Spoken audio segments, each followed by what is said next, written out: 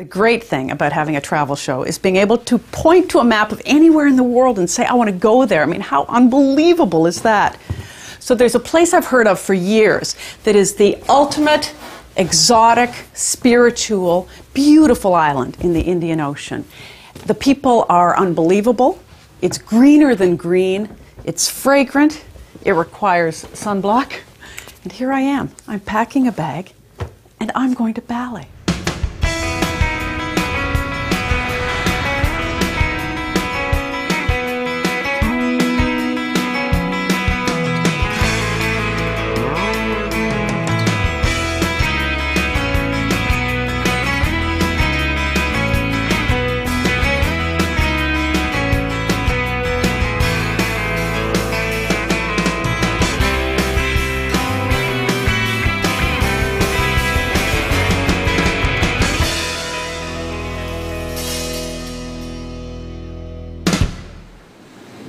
Bali, I think, is what the Garden of Eden tried to be on a good day.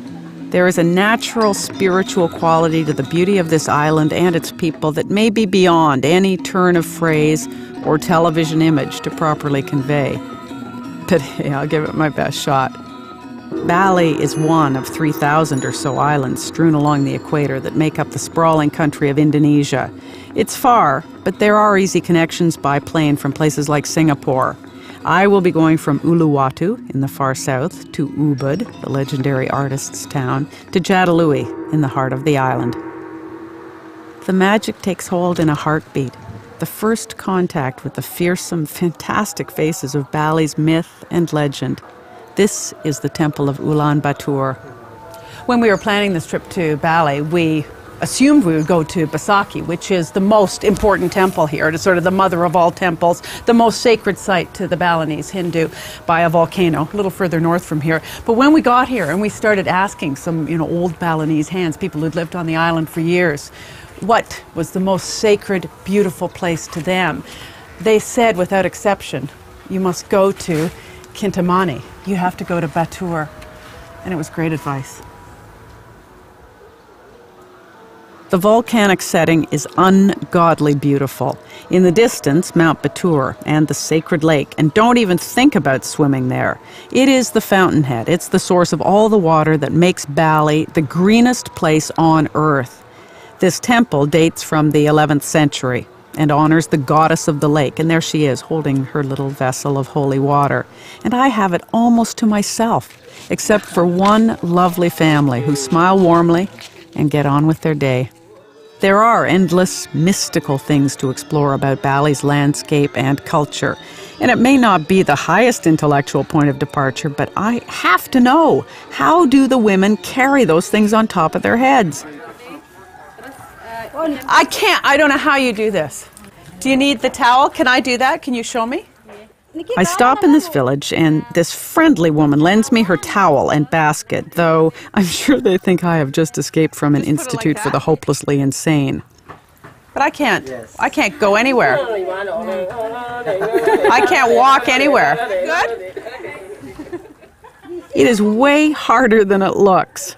I sure hope there's nothing valuable up there. So, okay. So the trick is I want to go past this woman here with the giant basket on her head. Hi, that's big.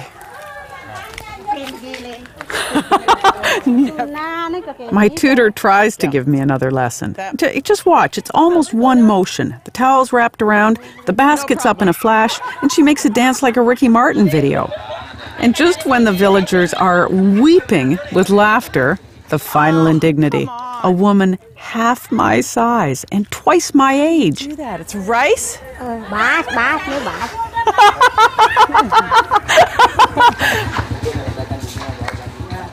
As Bogey once said, Louis, this could be the start of a beautiful friendship.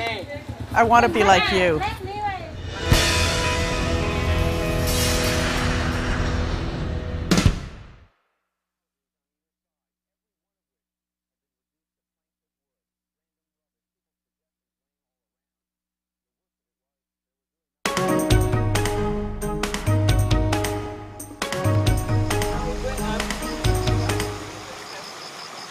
It's amazing how just a short stroll off the main road puts you in scenes from another world. Here, our hotel guide takes us on a trek along the ridge at Sian and back in time. Along the river, women from the village take a break from their daily chores for a bath, as oblivious to the camera as they must have been to the artists who once flocked to paint them, the legendary bare-breasted beauties of Bali. The classic image of the Balinese bare-breasted beauty was fostered by some of the early tourists and artists who came here and painted these voluptuous, sensuous, beautiful women. And in fact, when Charlie Chaplin came here between marriages, he said he was profoundly disappointed that these women were in fact enormously virtuous and chaste and not at all what he was, I guess, hoping from seeing their pictures.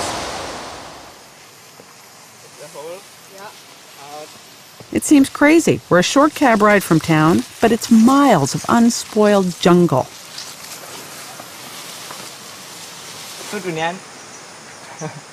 We happen by this jungle bachelor pad, and this nice man doesn't mind and even offers us lunch.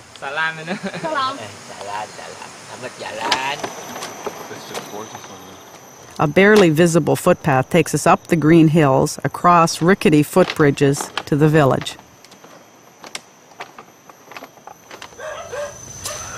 Village? Yes, this is the village of Sian.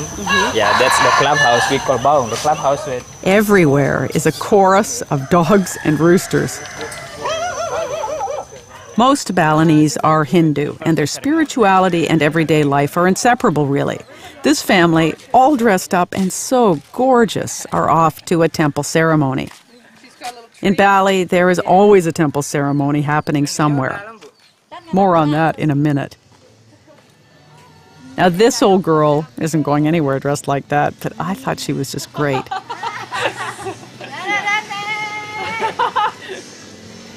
Which brings us to the banyan tree. Massive, maybe 100 years old, this banyan tree, which is sacred to the Balinese. They use the wood for cremation. So they believe they're sacred, that there's a spirit who lives here. And so there's a shrine here with, you know, lampshade and offerings just to keep the spirit happy because they need him to be happy. Hello. This is his temple. This nice man lets us into his house, and it's striking how much space and care is given over to little temples and shrines.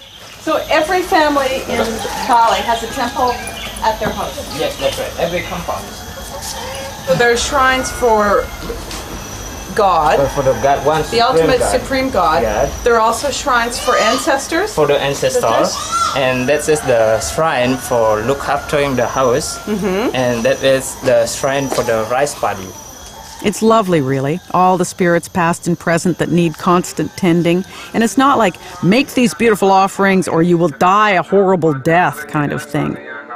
It's done with care and affection to achieve peace and harmony in the material world. There seem to be more temples than people here, and each temple's anniversary means a ceremony or an odolan like this. There's one every 4.5 minutes, all day, every day. Well, not really, but it seems that way.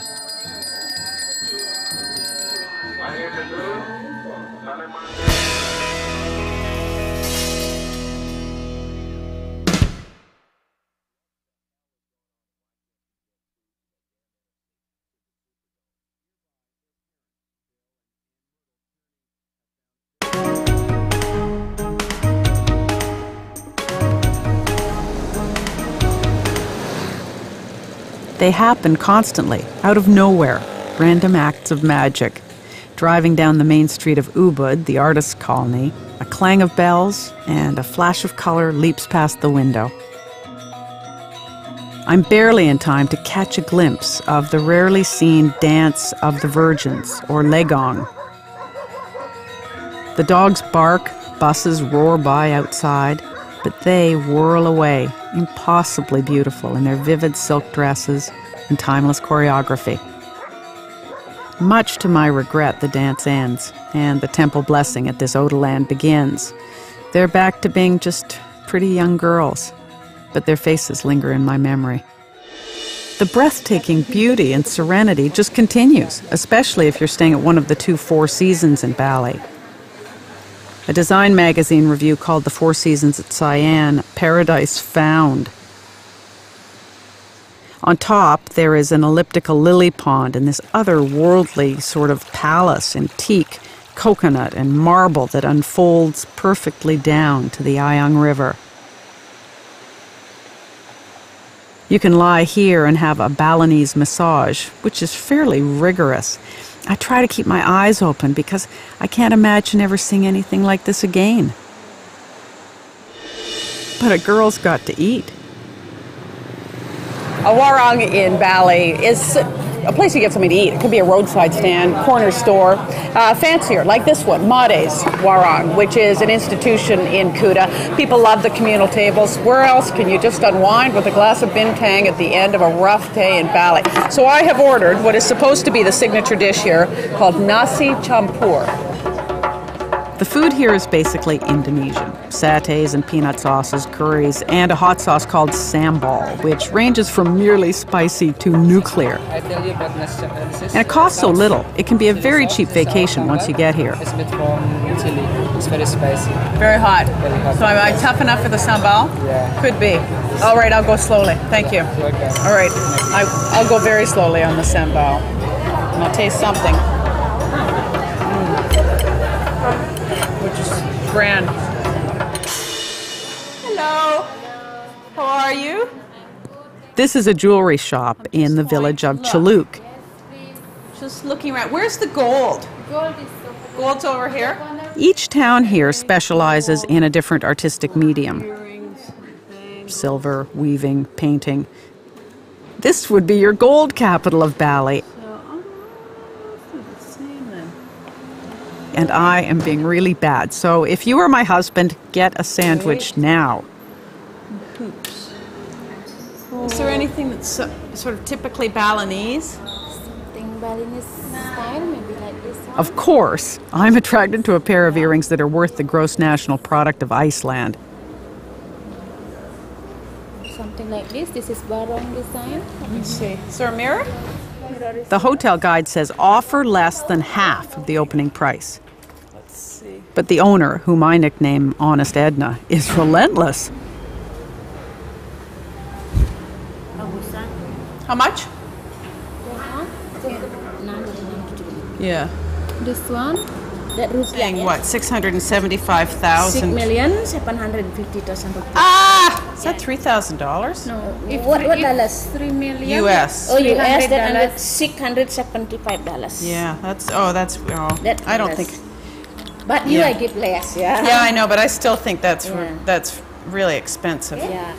350. Okay. But I don't want to spend that much. In life, they're ultra laid back and gracious. In retail, they're persistent. Don't you worry, I give you guarantee that the real gold 22 karat. No, I know. It's it's just that's just how much money I want to Tell spend. me, so how much you can do maximum. $200. I could give you cash. All right, okay, I think. give you. Really. Sure, yeah, because for me we need money soon, yeah. I sell Yeah. you for 250. Okay. All right. Yeah, Okay. yeah. That's I just And the have earrings, they assure me depict happy Balinese spirits, are mine. I have It better be good spirits. yeah, that good spirit, yeah, that's a pendant. It's a lot of good luck I was buying. Well, I was definitely not expecting to spend that much money. Who was that animal in there bargaining? But anyway, look, I got a very cute little box to put them in, and I think I better start wearing silver jewelry. No, thank you. No, thanks. Here, too, on the beach at Kuta, the beach vendors are forever right in your face. Drives you crazy, doesn't it? Kuta was once the center of the slave trade. In the 60s, it became a haven for hippies and surfers. And the big surf and cheap beer crowd stayed. It boggles the mind that this is all many tourists ever see of Bali. These are really the first Westerners I've seen. 10,000? Yeah. Okay, I got 10,000. I never can do that. I don't even know how you do that. It's so hard. And still, in the heart of one of Bali's few commercialized enclaves, there is an artist's hand at work. Hell of a popsicle.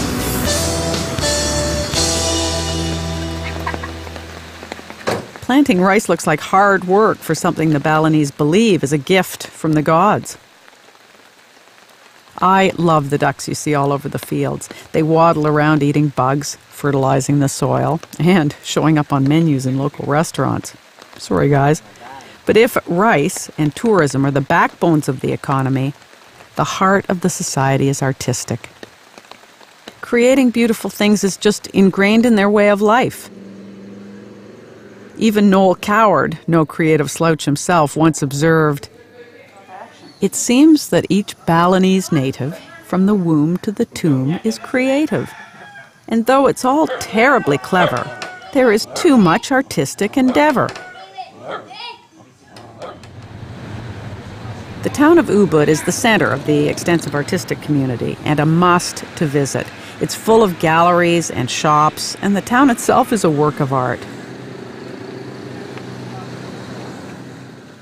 Most striking is the Pura Saraswati, a temple complex sublimely set around a lotus pond and devoted to the goddess of learning.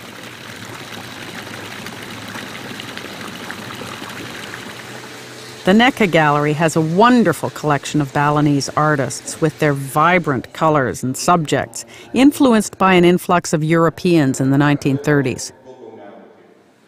One of the most influential European expatriates still lives just down the road from the gallery. Arie Smits is a hale and charming 80-something who abandoned his native Holland for Bali in 1956. It's impossible to exaggerate his stature in the eyes of the Balinese. He is a living piece of art history who founded a whole modern school of Balinese painting. Well, Bali, in my opinion, has everything. Culture, nice people, fertility, good food, and an opportunity to develop as a painter. He still paints and sells pieces internationally for small fortunes. He interprets the Bali landscape that he fell in love with, influenced by the masters he worshipped as a young man, Matisse, Pissarro. Has it been a perfect life? Oh, yes. Don't I look happy?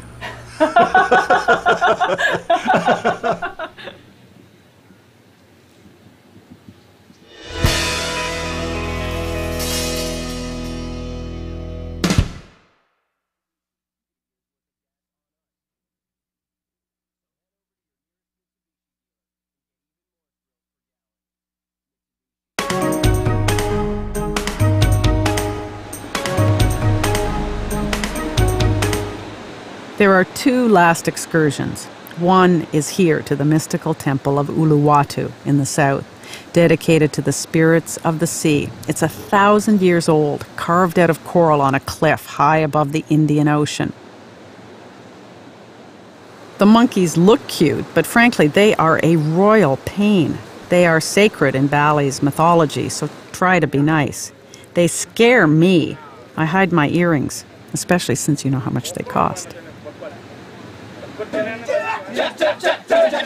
The monkey dance, or ketchak, looks ancient, but in fact dates only from the 1930s, written for a film about Bali by a European transplant. The chanting and dancing tell an epic Hindu legend. The men play followers of the Monkey King, whose armies rescue a princess, which is why you can't take a whack at those monkeys who live here. It almost defies understanding, but the setting, the trance-like chanting, is there a lovelier face on earth? Just all make it a memorable experience.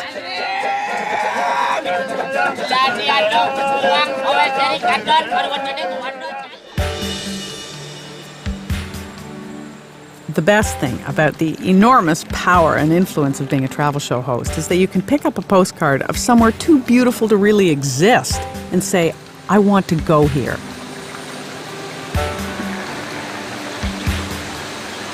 It is unbelievable. So here I am, in the terraced rice paddies of central Bali. This is Jadalui, and it's like no other place on earth. Look at this place. Guidebooks hardly mention it. There isn't another tourist for miles and miles. It just makes your jaw drop and hang there. The Balinese transformed their island over the last 1,000 years with these rice fields fed by the holy water of Lake Batur. The endless terraces made by hand look like a staircase to heaven. Of course, even in paradise you can get thirsty, and here is the convenience store at the edge of the universe. I need a drink. Please. Do you have Coke? How much? 3,000 rupees. 3,000. 3,000. Okay. Do you have small money? No, $3. Oh well. What am I going to do about it? Good. Thank you. Cheers. See you tomorrow. See you tomorrow. I wish. I have cycled all over the world, sort of, pretty much. This is the most beautiful place I've ever seen, ever in my whole life. It is lush, tropical solitude, our trip's grand finale.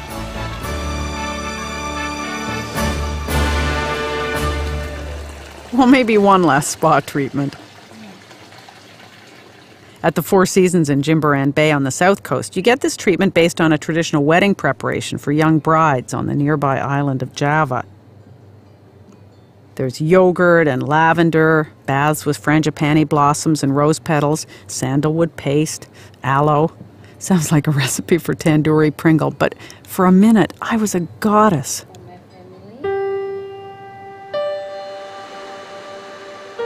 I am a minute from my hotel room in Siam and sitting in an oasis of serenity on the roof. Crazy. There are nicer beaches, higher mountains, more refined cuisine than here, but filtered through the spirit and karma of this wonderful culture and lovely people, and it's a place that touches you for life.